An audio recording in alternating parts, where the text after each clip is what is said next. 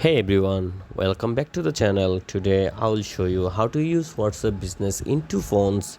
It's very easy to do. To do this, first open your WhatsApp Business app.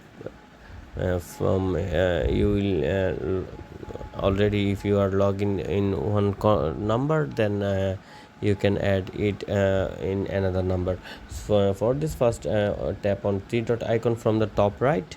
Then you will see an option link devices. Tap on it. Here you will see 0 of 4 device linked. That means you can add 4 device to this linked. Then tap on link a device. Then now for security purpose, use your mobile pin, and then you will see here two options. Scan link to scan for the this option is work for PC. If you want to connect with PC, then if you want to link with phone number instead, just tap on it and enter the number you want to add.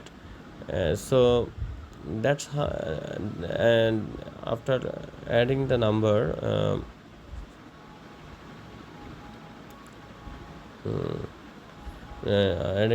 then you can